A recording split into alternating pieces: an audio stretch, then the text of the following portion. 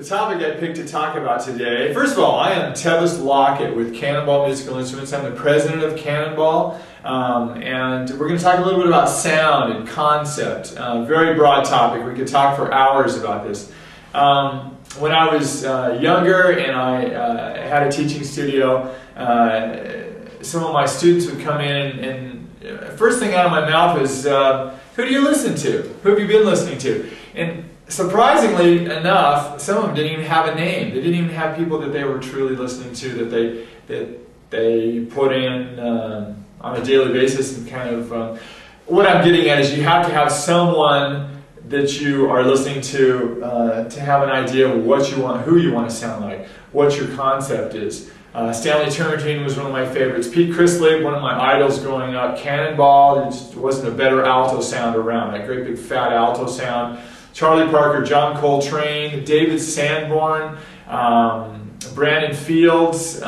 David Sanborn kind of started that new age, that more in-your-face, gutsy, edgy sound, fantastic sound. Eric Marienthal, Lenny Pickett, one of the tenor players in Tower of Power, with all the innovations in altissimo and that kind of thing. Joel Albright, Kirk Whalum, two of my favorite players, big sound, kind of new age type stuff, and then Bob Mentzer. I just can't say enough about his tenor playing, what he's brought to the tenor sax sound. This is my list. This is my little favorite list, maybe, that I just off the top of my head wrote these guys down. If you've never heard of some of these guys, you need to get some recordings and get familiar with that. And there's hundreds and hundreds of players. This is my list. This is Tevis's list. Now, how do you get a sound? How do you, besides listening, what do you do maybe to get a good sound? A lot of times my students would come in and take us a couple months just to get a sound. They would maybe have some scales down and some technique, but their sound just, for me, first note, if I'm not excited about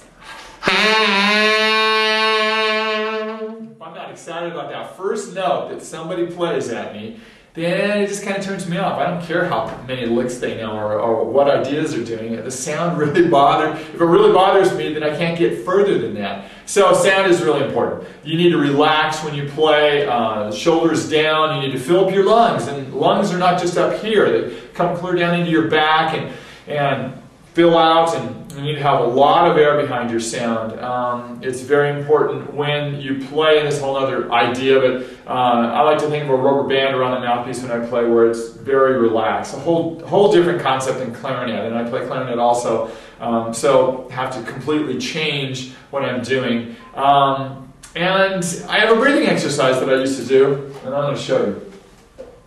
And I used to do this all the time myself. Especially if you're also a flute doubler or a flute player, you need a lot of air, and so here's how it goes. You do it 3 times, and you breathe in, relaxed throat, relaxed shoulders, and I'll try and keep my shoulders down. I have a tendency to tighten them up when I do this exercise, but here we go.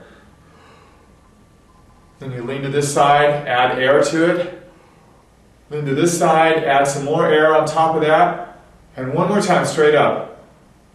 And then you blow it all the way out as far as you can blow, not making as little noise as possible because you don't want to tighten yourself. All the way out, all the way out, all the way out, and then do it again, and do that 3 different times. Now you might want to stand next to a table or a chair because you're going to get lightheaded the first couple of times you do that. But it just shows how much air you can pack in, helps expand your lung capacity, and then you've got a lot of air to push behind that sound. Let me play just my alto sound for you real quick, and then we'll be done. My reed's not dried out.